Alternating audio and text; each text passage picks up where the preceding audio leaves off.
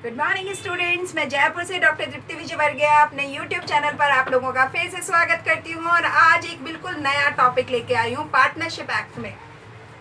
अभी तक अपन partnership act को 1932 के हिसाब से पढ़ रहे थे और आपने शायद सुना भी नहीं होगा कि एक तो पार्टनरशिप जैसा आप पढ़ रहे हो, एक जनरल जो हमारे को इंट्रोडक्शन होता है उसके बारे में कि पार्टनर्स जो होते हैं वो अनलिमिटेड लाइबिलिटी के बंदे होते हैं और दो से लोग ज़्यादा मिल करके और एक पार्टनरशिप फर्म को चलाते हैं जिसमें कि रजिस्ट्रेशन होना ज़रूरी नहीं है और 1932 को फॉलो करते हैं। अब मैं आपको एक आज नई चीज़ बताने वाली हूँ। क्या है वो नई चीज़, जरा मेरे बोर्ड पे देखिए और मेरा नया टॉपिक देखिए, लिमिटेड लायबिलिटी पार्टनरशिप। यानी पार्टनरशिप में भी जो और जनरल पार्टनरशिप होती है वो होती है अनलिमिटेड लायबिलिटी वाली। ये है लिमिटेड लायबिलिटी पार्टनरशिप। इसको LLP के नाम से जाना जाता है और ये जो गवर्न किया जाता है इसको किया जाता है 2008 के एक्ट के द्वारा।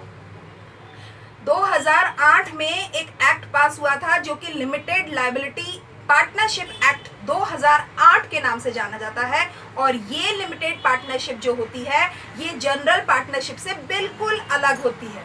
तो इसके बारे में आपको नई नई बातें और अच्छी बातें बताती हूँ ताकि कि आपको पार्टनरशिप अगर आप पढ़ते हैं तो उसके जो थॉरो जो कंसेप्ट होते हैं वो दिमाग में क्लियर हो जाएंगे, राइट। तो हम इस टॉपिक में बहुत सारी चीज़ें पढ़ने वाले हैं, जैसे इसकी नीड क्यों पड़ी, क्या ज़रूरत आ गई थी जब जनरल पार्टनरशिप चल रही थी, तो क्या ज़रूरत आ गई हम LLP को पढ़ने के लिए या LLP का एक्ट बनाने के लिए। ऐसे ही कहते हैं कौन कौन से फीचर्स हैं इसके, जैसे जनरल पार्टनरशिप में हमने फीचर्स पढ़े थे बहुत सारे, बिल्कुल ऐसे ही इसके फीचर्स भी बढ़ेंगे। क्या क्या चीज़ें गवर्न करती हैं इसको, केवल एक्ट नहीं बहुत सारी और भी चीज़ें गवर्न करती हैं क्योंकि ये स्पेशल फीचर लिए हुए हैं। आगे कहता है इसका इनकॉर्पोरेशन होता है तब किस तरह से कौन कौन से डॉक्यूमेंट्स की ज़रूरत पड़ती है वो पढ़ेंगे। और लास्ट में आज की क्लास में मैं आपको बताने वाली हूँ किस तरह का डिफरेंस होता है पार्टनरशिप और जनरल पार्टनरशिप में, प्लस पार्टनरशिप और एक कंपनी में, प्राइवेट कंपनी में। देखो अब मैंने अभी आपको क्या बोला, प्राइवेट कंपनी में। बस इसी चीज़ को शुरू करते हैं पकड़ करके। मैंने आपके सामने एक चीज़ लिखी है, it is a hybrid version. ये एक हाइब्रिड वर्जन है, यानी मिक्सचर है। ये किस चीज़ का, ये कहता है पार्टनरशिप फर्म का और प्राइवेट लिमिटेड कंपनी का मिक्सिंग है। यानी कंपनी में भी प्राइवेट लिमिटेड जो है वो कंपनी और पार्टनरशिप, इन दोनों का जो अगर मिक्सिंग कर दिया जाए तो ये कहता है LLP बन जाता है, यानी लिमिटेड लायबिलिटी पार्टनरशिप। तो वो बन जाता है और इसी को अब अच्छे से डिटेल में समझाती हूँ मेरी क्लास को शुरू करते हुए, राइट। उससे पहले आपसे एक रिक्वेस्ट करूँगी, अगर आपने अभी तक मेरे चैनल को नहीं सब्सक्राइब किया है तो ज़रूर से सब्सक्राइब कर दीजिए। आपके सामने वीडियो में राइट साइड कॉर्नर पे एक आइकन बना आ रहा है, उसे आप प्रेस करेंगे तो ये सब्सक्राइब हो जाएगा और साथ में एक बेल आइकन भी प्रेस कर दीजिएगा ताकि आपको जो मेरे नए वीडियोज़ के नोटिफिकेशन है वो आपके इनबॉक्स में आ जाएंगे, राइट। तो क्लास शुरू करते हैं। मैंने आपको कहा कि जो लिमिटेड लायबिलिटी कंपनी है वो हाइब्रिड है दोनों ही तरह के बिजनेस फॉर्म के बीच में, एक प्राइवेट कंपनी और एक पार्टनरशिप कंपनी के बीच में। तो ये कहता है जो इंडियन गवर्नमेंट ने पास किया था LLP एक्ट को वो तो था 9 जनवरी को 2009 में, ठीक बात है। और LLP एक्ट 2008 जो है वो आइडेंटिफाइड हुआ था विद इफेक्ट ऑफ 31 मार्च 2009 को। देखो एक बात हमेशा याद रखो, विद इफेक्ट यानी जो इन्फोर्स हुआ वो 2009 में हुआ है लेकिन ये बना 2008 में है, तो इसलिए इसे 2008 के नाम से जाना जाता है। और जो कहा जाए कि पहली LLP कंपनी जो थी वो रजिस्टर्ड कब हुई, वो हुई थी अप्रैल 2009 में। ये आपको आपके जनरल नॉलेज को बढ़ाने के लिए एक अच्छी चीज़ है कि फर्स्ट LLP जो रजिस्टर्ड हुई थी उसकी डेट क्या थी, तो उसकी डेट थी 2009 अप्रैल 2। अब हमारे टॉपिक्स को शुरू करते हैं। क्या ज़रूरत आई हमारे को LLP को बनाने की, तो ये कहता है to enable the professionals to deal in international activities on the concept of limited liability which was earlier not possible due to the various restrictions. देखो जब एक प्राइवेट लिमिटेड कंपनी होती है, आपको मालूम है उसका मैनेजमेंट बहुत शानदार होता है, उसके पास कैपिटल की कमी हो सकती है लेकिन मैनेजमेंट उनका बहुत शानदार होता है। और जो पार्टनरशिप है उसमें जो लायबिलिटी है वो अनलिमिटेड है और अनलिमिटेड लायबिलिटी होने की वजह से कई बार जो पार्टनर्स होते हैं वो एक बहुत बड़ी रिस्क को नहीं उठा पाते हैं क्योंकि उनकी लायबिलिटी अनलिमिटेड है। बस इसी दोनों को ध्यान में रखते हुए अगर बिजनेस को एक्सटेंड करना है तो फिर एक चीज की गई कि कुछ बंधनों को ढीला किया गया, कुछ बातों में बदलाव कर दिया गया और एक नया जो फीचर है, एक नया फॉर्म ऑफ बिजनेस है, उसको इंट्रोड्यूस किया गया। तो ये कहते हैं इंटरनेशनल एक्टिविटीज़ को और ज़्यादा करने के लिए जो प्राइवेट लिमिटेड कंपनी थी और जो पार्टनरशिप फर्म्स थी, उन दोनों के मिक्सिंग करते हुए दोनों के बढ़िया बातों को उठा करके एलएलपी की स्थापना की ज़रूरत पड़ी, ताकि कि हम ज़्यादा से ज़्यादा हम इंटरनेशनलाइज्ड हो सकें अपने बिजनेस में। और कहता है to remove the restriction posed by the Indian Partnership Act 1932 that professionals are not allowed to have more than 10 to 20 partners। आपको मैंने बताया था, जब मैंने पार्टनरशिप एक्ट बताया था, कि नॉन बैंकिंग बिजनेस और बैंकिंग बिजनेस के हिसाब से जो मैक्सिमम नंबर ऑफ मेंबर्स है वो 10 और 20 है, राइट। तो ये कहता है ये भी एक बहुत बड़ा बंधन का काम करता है। तो इस वाले जो बिजनेस फॉर्म है इसमें खासियत यही है कि बस मिनिमम मेंबर के लिए इन्होंने लिमिटेशन डाली है, मैक्सिमम नंबर ऑफ मेंबर्स के लिए कोई लिमिटेशन नहीं है। इसका ये मतलब हुआ कि केवल 2 लोग होने चाहिए, उसके बाद 2 से 200 भी हो और 2000 भी हो, there is no restriction, LLP can be established, right. तो ये कहता है कि जो रेस्ट्रिक्शन हमें पार्टनरशिप एक्ट की मिल रही थी उन सबको दूर करते हुए इस तरह के बिजनेस फॉर्म से ये सारी फायदे को उठाने की कोशिश की गई, राइट। अब बात करते हैं इसके फीचर्स की, कौन कौन सी खास बातें हैं एलएलपी में। पार्टनरशिप आपने पढ़ा है उसको दिमाग में रखेंगे और कंपनी भी आपने पढ़ी है उसको भी दिमाग में रखेंगे, क्योंकि मैंने आपको कहा दोनों के बेनिफिट्स को और दोनों के गुड फीचर्स को उठा करके ये एक मिक्सिंग फॉर्म में बिजनेस फॉर्म को डेवलप किया गया है, इसलिए इनकी फीचर्स को जब हम पढ़ेंगे तो दोनों की बातें इसमें आएंगी। एक बात कहते हैं कि जो लिमिटेड लायबिलिटी है वो पार्टनर्स की हो जाएगी, यानी एलएलपी में जो पार्टनर्स होंगे, किसी भी संख्या तक पार्टनर्स हो सकते हैं, उन पार्टनर्स की जो लायबिलिटी है वो बहुत ही लिमिटेड होगी और वो लिमिटेड होगी उनके शेयर कैपिटल तक। यानी ये नहीं है कि फर्म की जिस तरह की अनलिमिटेड लायबिलिटी होती है बिल्कुल उस तरह से पार्टनर्स की भी होगी। जैसा कंपनी में होता है कि कंपनी की लायबिलिटी और कंपनी के मेंबर्स की लायबिलिटी दोनों सेपरेट होती है, बिल्कुल ऐसे ही एलएलपी में उसके पार्टनर्स की लायबिलिटी लिमिटेड होती है।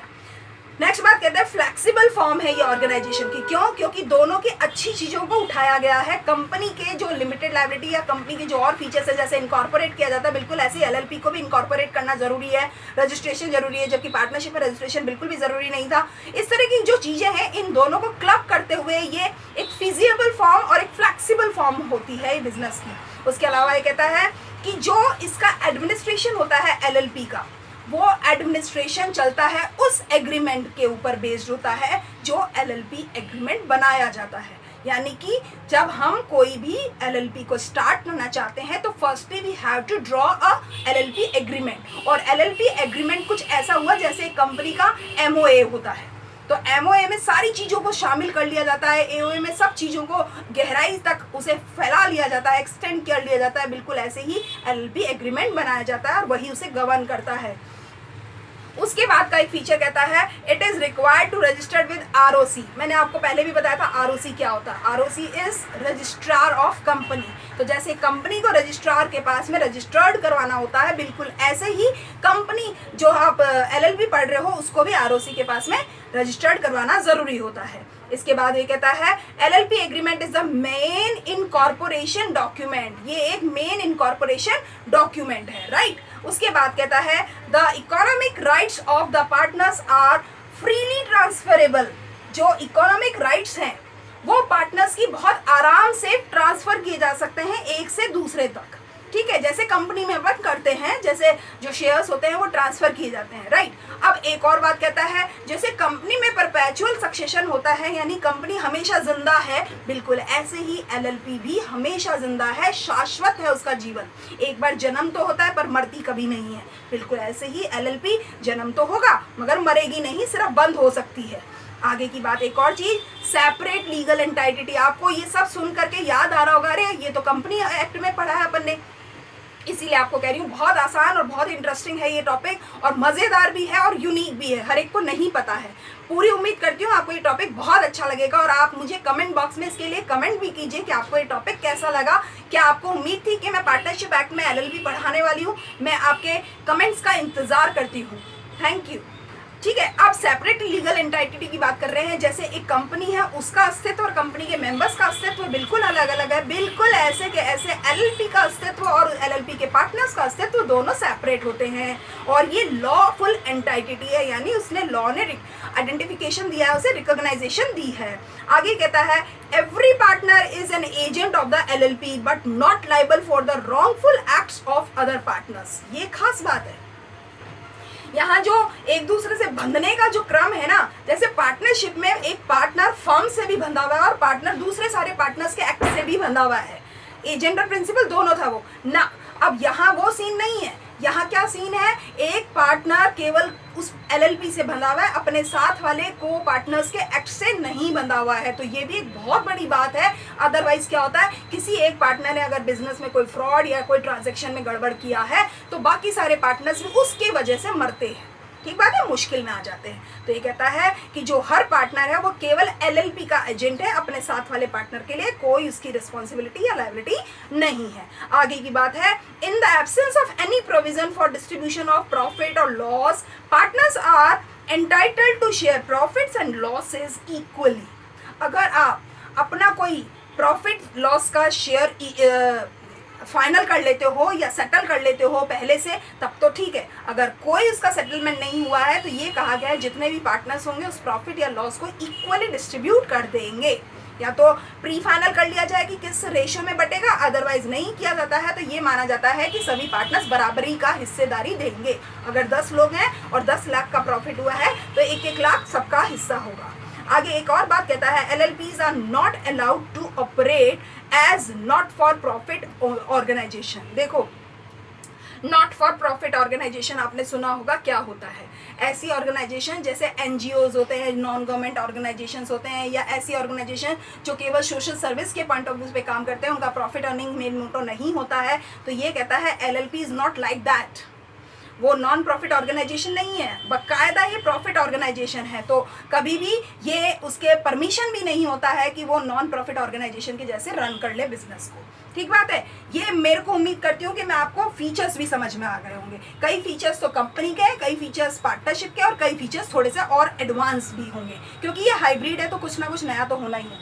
अब बात करते हैं कौन कौन गवर्न करता है LLP को। जैसे अभी आपने जो पढ़ा, कंपनी को कौन गवर्न करता है, कंपनी एक्ट गवर्न करती है, पार्टनरशिप को पार्टनरशिप एक्ट गवर्न करता है, मगर LLP को बहुत सारे लोग हैं जो गवर्न करते हैं। 4 चीजें हैं, आपको मैं बता दूं। Number 1, by Limited Liability Partnership Act 2008। Number 1, 2008 जो सीमित दायित्व साझेदारी अधिनियम है वो एक तो गवर्न करेगा। Number 2, by Limited Liabilities Partnership Rules 2008। 2008 में सीमित दायित्व वाली साझेदारी के लिए कुछ नियम भी बनाए गए हैं, तो वो भी इसे गवर्न करते हैं, यानी एक्ट के अलावा आपको रूल्स को भी फॉलो करना ही होगा।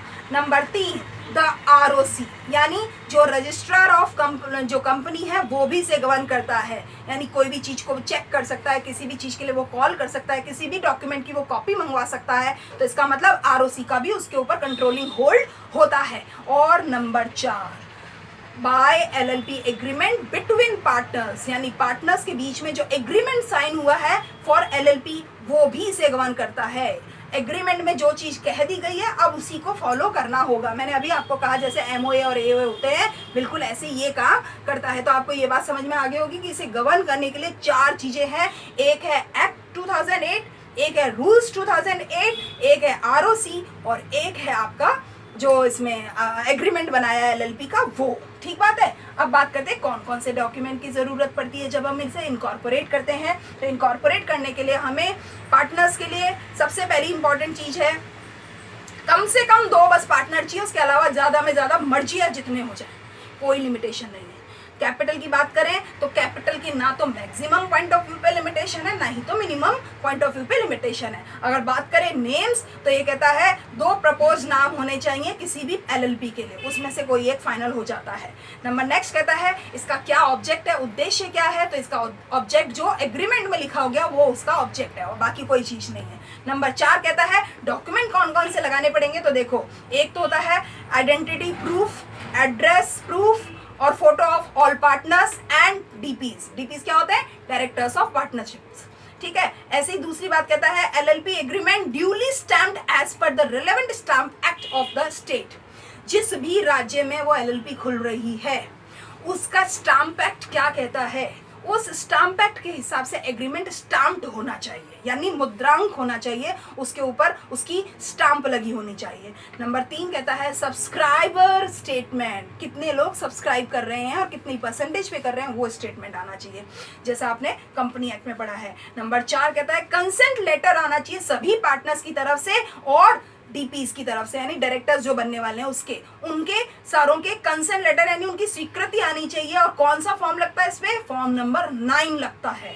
आगे की बात करता है अब एड्रेस प्रूफ भी जाएगा ROC के पास में, ये भी डॉक्यूमेंट लगता है, राइट। तो एग्रीमेंट आ गया, ID प्रूफ्स आ गए, एड्रेस आ गए, कॉन्टैक्ट नंबर आ गया, नेम आ गया, वो सारी चीजें आ गई, ये सब लगते हैं इसमें। आज मैंने आपको इनकॉर्पोरेशन के डॉक्यूमेंट रिक्वायरमेंट बता दिया। अब इस आज की क्लास में मैं लास्ट चीज आपको जो बताने वाली हूँ वो ये है कि किस तरीके से डिफरेंस होता है एक पार्टनरशिप फर्म का कंपनी के साथ में और एक पार्टनरशिप फर्म का एक प्राइवेट कंपनी लिमिटेड के साथ में, ठीक है। चलिए अब बात करते हैं कि किस तरीके से फॉलो किया जाता है। ओके, चलो अब बात करते हैं जो जनरल प्राइवेट पार्टनरशिप फर्म होती है। जनरल प्राइवेट पार्टनरशिप कब से, कौन सा एक्ट है, वो है 1932, जबकि LLP का कौन सा एक्ट है, 2008। दूसरी बात, इसमें जो पार्टनर्स होते हैं उनकी लायबिलिटी होती है अनलिमिटेड, इसकी लायबिलिटी होती है लिमिटेड। आगे की बात, जो नंबर ऑफ मेंबर्स होते हैं वो भी इसमें लिमिटेड है, यानी मिनिमम तो कम से कम 2 है, लेकिन मैक्सिमम के लिए उसने कह दिया नॉन बैंकिंग के लिए 20 और बैंकिंग के लिए 10, ठीक है। जो भी है नॉन बैंकिंग और बैंकिंग के लिए 10 और 20 की है, ठीक है। और LLP के लिए कह दिया मिनिमम तो 2 हो सकते हैं, लेकिन मैक्सिमम के लिए कोई रेस्ट्रिक्शन नहीं है। इसके अलावा की बात करते हैं जो पार्टनर्स होते हैं वो एजेंट और प्रिंसिपल दोनों होता है। एक पार्टनरशिप में जो पार्टनर होता है वो एजेंट और प्रिंसिपल दोनों होता है, क्योंकि वो फर्म के लिए भी और को पार्टनर्स के लिए भी अपनी जिम्मेदारी निभाता है। जबकि LLP में केवल पार्टनर फर्म के लिए एजेंट का काम करता है, प्रिंसिपल का कोई काम नहीं करता है। ये तो हो गया अंतर प्राइवेट जो पार्टनरशिप फर्म है और जो LLP है, इन दोनों के बीच में। अब बात करते हैं जो प्राइवेट लिमिटेड कंपनी है और जो LLP है, इसमें क्या अंतर हो गया। देखो अंतर की बात सुन लीजिए। जैसे प्राइवेट कंपनी है उसमें जो मिनिमम नंबर ऑफ मेंबर्स है वो 2 है, इसमें भी 2 है, लेकिन इसकी खास बात यह है कि ये जैसे इनकॉर्पोरेट होएगी, ठीक बात है, इनकॉर्पोरेट होएगी किसके साथ में होगी, ये होगी कि किस तरीके से कंपनी अपना जो बिजनेस चलाने वाली है वो किस तरीके से काम करने वाली है, ठीक बात है। अब आगे बात करते हैं अंदर की। वो कहता है कि जो प्राइवेट कंपनी होती है उसमें पैसे की, एडमिनिस्ट्रेशन की और गवर्नमेंट के इंटरवेंस की बहुत ज़्यादा इन्वॉल्वमेंट होता है, जबकि एक LLP में इस तरह की कोई वो नहीं है, नॉन प्रॉफिट ऑर्गेनाइजेशन नहीं हो सकता, जबकि प्राइवेट कंपनी एक नॉन प्रॉफिट ऑर्गेनाइजेशन हो सकती है। जो प्राइवेट कंपनी होती है, प्राइवेट लिमिटेड कंपनी होती है, वो 2013 के द्वारा गवर्न की जाती है, जो कि कंपनी एक्ट है एट प्रेजेंट, और ये 2008 के द्वारा गवर्न की जाती है। इस तरह से कई मेजर अंतर हैं जो मैंने आपको बताए हैं। पूरी उम्मीद करती हूँ कि आपको ये वीडियो समझ आया होगा, पसंद भी आया होगा। आप मेरे कमेंट बॉक्स में इसके लिए बहुत ज़रूरी रूप से कमेंट्स कीजिएगा, क्योंकि ये मुझे मोटिवेट करते हैं। Thank you for watching my videos regularly.